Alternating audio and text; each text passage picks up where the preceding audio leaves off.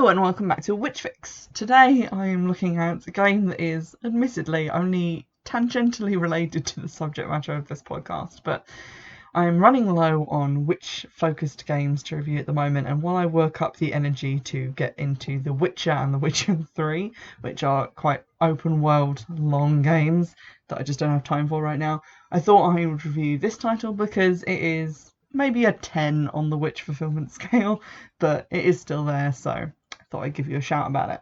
This is Tomb Raider, and it's for the Xbox One because I'm playing the definitive edition, but you can buy it for Xbox 360. And I'm referring here, and I thought I should make that very clear, to the Tomb Raider that came out in 2013, which was the second reboot of the series in my lifetime, which is making me feel quite old. Everyone's probably familiar with Lara Croft, Tomb Raider, but I'll just give a brief rundown of what the fuck I'm talking about. So Lara Croft, originally it was like a 90s PS1 game, and you ran around shooting mainly wolves and tigers and stuff while you raided tombs, which was, I guess you were meant to be an archaeologist, but mainly it involved breaking shit to continue on to what you wanted to do. And then in like the last act of the game, things would take a very supernatural turn, and there'd be like mummies coming back from the dead or chasing you, or like weird magical MacGuffins that you had to like steal and take away with you. That series was then rebooted. When I was a teenager, actually, it was rebooted as like Lara Croft, Tomb Raider Legend, Tomb Raider Underworld, and those were Tomb Raider voiced by Keely Hawes, which I really liked as an idea. Like, she was a really good voice for the character, and they focus very much on Lara's new origin story where her mum basically died mysteriously when she took a sort of sword out of a podium, and it turned out that that sword was like Excalibur, and her mum got sent to Avalon, which is like in a different dimension, and a load of other supernatural crap. But then they rebooted the series again in 2013, and this is the first one that I've actually had the chance to play, because I never really got into Tomb Raider as a game series. It seemed a little bit difficult for me. I'm not the greatest at like climbing and shooting and combat and all that stuff. But I thought maybe I'd have a chance with this one because I've recently watched my brother playing the latest one in the new series and the final one in the rebooted trilogy, which is Shadow of the Tomb Raider. I didn't really think a huge amount of that game. There are several elements to it that were kind of rubbish to me, but he assured me that the first one in the series was good, so I purchased it from eBay and I've been playing it. This one's quite different to other ones in the series. It has more of like a survival element, I guess. In previous games like the Keely Hawes voiced trilogy, it was very much about getting into tombs, solving like physical puzzles like seesaw puzzles and water puzzles and things like that. You then get into a tomb, you find your artifact, and then you move on to like a different tomb, and you're all the way trying to track down clues as to what happened to Lara's mum. This one starts off with a shipwreck. You're shipwrecked on an island called Yamatai, and you're very much alone. You're taken prisoner straight away, and you wake up hanging by your ankles from the ceiling with a bunch of other corpses, and you're freaked out. And you have to escape, and along the way you craft yourself a bow and arrow, you make yourself a little fire, you kill a deer, have lunch, sit down and go, okay, what's next? I need to survive, I need to get back together with the people from the ship, find them, and then get off this fucking island. The reason I'm reviewing it for the podcast is because the plot has some witchy elements.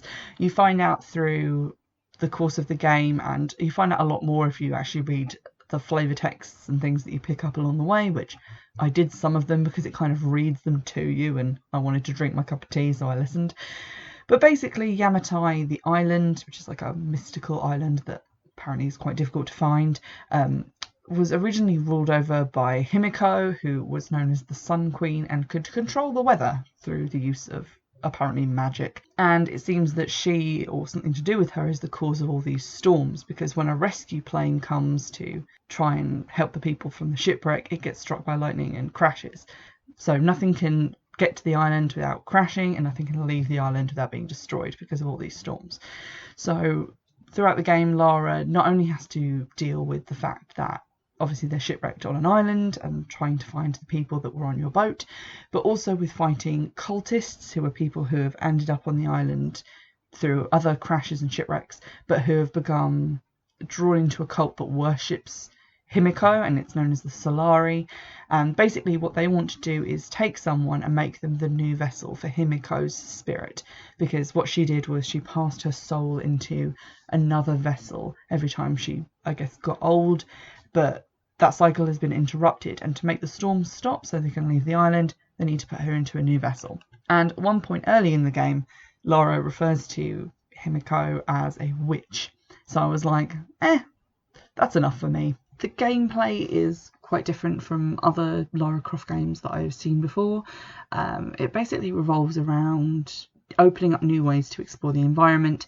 So you have your bow and arrow to obviously kill people, but then later on you use it to essentially make zip lines for yourself.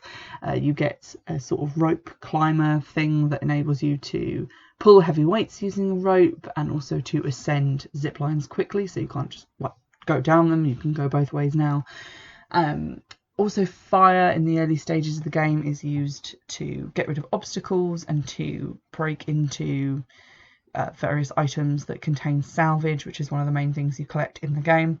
You use salvage to upgrade your weapons, and you have to get skill points to upgrade your own skills, and you get those by going into optional tombs, which are little hidden challenge teams where you just have to get through using 1 or 2 skills or 1 or 2 items to get to a point where you can collect something from a special magic box that I guess gives you skill points, which is amazing. You also start to encounter cultists who you have to kill in various ways. I used the bow for most of this because I quite liked the bow, and it was the thing that I got first, so the thing that I started to rely on. Also, using some of the guns that you got, you get a handgun, a rifle, a shotgun. It kind of felt like cheating. Even though the other guys had guns, I kind of wanted to play my role of survivalist heroine, so I stuck with arrows, and even then it did give me also flame arrows, napalm arrows, and exploding arrows. So by the end of the game I did feel slightly over prepared for the situations I was facing. The other chief element to the gameplay, aside from exploration and combat, is quick time events, which is something that I was used to from seeing the Lara Croft on PS2. They liked their quick time events now, and they still like them all this time later. These tend to be things like you being in combat with someone, you have to do button presses to stop them just like yeeting you off a bridge into like the abyss. Those are a bit frustrating because they require you to push a button very fast, and I realise that that is the definition of a quick time event, but like faster than I was used to. And also because right before that, some of the time you have to shake the left stick, which I will use my right hand to do, which means that it's difficult to then go over and push Y when it's like, push Y or you'll be cut in half, and you're like, what? And then you're in 2 pieces. The first game had some controversy, and I'm going to put a trigger warning for this because at one point quite early on in the game, a guy kind of corners you, and it very much seems like he's going to sexually assault Lara, and there's a quick time event that you have to do to, like, I guess beat him back and then execute him. If you fail that quick time event, and I failed it 3 times because my reflexes apparently are garbage, nothing really happens. He just kind of chokes you to death, so you don't actually see anything upsetting, but it is obviously quite obvious from what he's doing beforehand and from what he's saying and things like that, that is his intention. I just think they didn't want to put that in the game as like a consequence of you failing the quick time event, which is very smart because that would have been horrifying. I quite enjoyed a lot of aspects of the game, although there wasn't a huge amount of witchy content. There is still some like supernatural stuff. Finding all like the hidden shrines, hidden temples, that's very atmospheric and very cool. Some of the cultist stuff as well that they've set up, like altars and things, gives you that kind of culty, esoteric vibe. Reading some of the stuff about the Sun Queen and having that legend at the core of the game was really nice. Kind of gave you this idea that kind of gave it a nice witchy background feel. Not wholly about witches, because I think she's made out to be some sort of goddess, but who is also human. But it was kind of enough for me to make me interested in the plot. It's also really immersive. The very first thing that you do at the start of the game is literally like you see the shipwreck. You don't really see a lot of Lara before that, and then you have to escape, and you keep getting injured, and throughout the game her clothes come progressively like more torn and grubby. And there are bits where she's like limping and she's been like stabbed through the chest, so she's like holding that, and she seems like quite vulnerable, and it can be quite nail biting at times when you're in that state and you see enemies.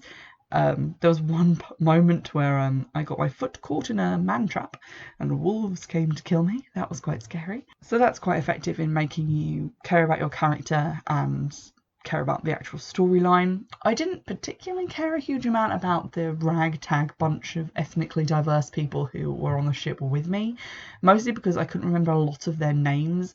Mostly I couldn't remember, ironically, the names of the 3 like white guys with glasses who were with you. You spend a lot of time looking for Sam. Sam is a Japanese lady who is apparently meant to be descended distantly from Himiko. So she's basically the source of all the knowledge behind this trip that you're going on. I remember her. We saw her a bunch. These people get whittled down quite quickly, so by the end of the game you basically only have Reyes around. She's a black lady who she really wants to get home to her daughter, and unfortunately this makes her quite angry at Lara, because Lara's the reason that they're here on the island, and also Lara's the one saying all the crazy shit about how there's magic storms and stuff, so there's quite a lot of tension there. And there's also Jonah, who I'd seen in my brother playing Shadow of the Tomb Raider, but he looks quite different in that. But yeah, he's around in this one, and I guess he's kind of cool. You don't really spend a huge amount of time with them. A lot of the objectives are like, I have to get back to wherever these people are, and then you get back to them, and then instantly you're either separated by a cataclysmic horrible event, or you go to sleep and you wake up and they've gone missing again, or you say you have to go and take care of something and they're like, okay, cool, Lara, you do that and we'll just be sitting here eating crab that we found on the beach. So you do spend quite a lot of the game alone. By the end of the game, those parts did seem to be quite formulaic, and it was kind of breaking my immersion a little bit and making the game a little bit less enjoyable, because previously to that, it had been quite surprising when these new things happened, but then it kind of got into this formula of explore an area and then something will happen, like you'll fall down a hole or get knocked off a cliff or go over a waterfall, and then you'll be in the next area you have to explore, and then you'll get back with the people, and then you'll have to go off and do something else, and it just started to feel a little bit repetitive. And none of the plot occurrences that happened really surprised me.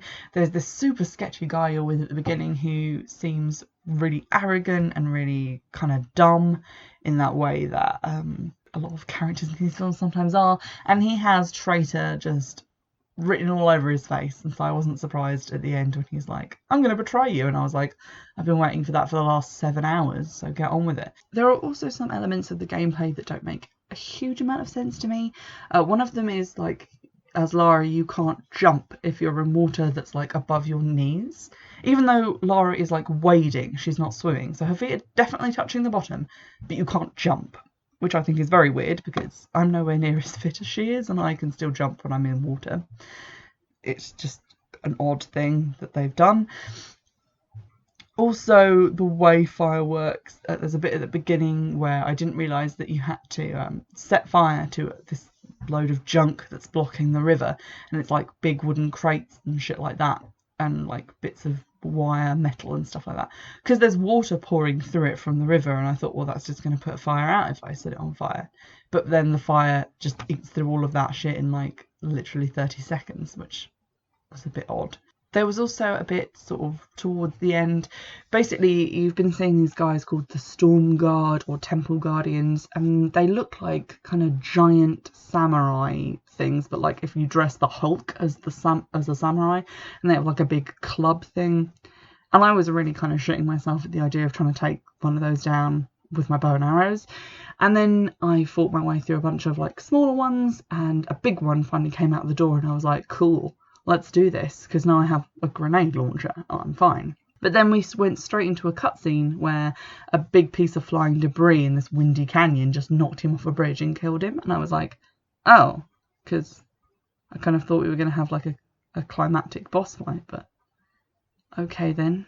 Now I'm disappointed. I was just like lowering my grenade launcher like, aww, because I hadn't really used it that much, to be honest, and I was looking forward to using it on him, and I'd been saving my grenades, and it was just kind of sad.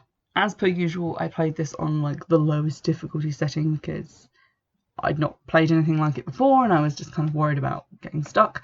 I remembered the puzzles in Lara Croft games, although I haven't played them, I've like seen other people play them, as being a bit more tricky or difficult, but I literally didn't get stuck at all. I got stuck on like one thing right at the beginning because I kind of wasn't used to like the laws of how the game works and like how far you can jump and things like that.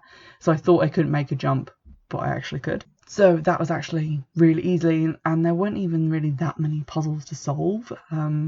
So I was expecting more than that. Also, the combat was quite easy, and you know when it's going to happen because a lot of chest-high walls start showing up, and then as soon as there are enemies nearby, Lara goes into a crouch. So you know that there are enemies, and when you've killed them all, she'll stand up, so you know that they're gone. So that kind of took a little bit of the nail-biting tension out of the moments, because I knew that everything was fine as soon as she like stood up and was like, yep, no more guys around here with guns. Everything's good. Now, having said all that, it is quite an enjoyable game. I really got into it and spent quite long periods playing it, so I got through it quite quickly.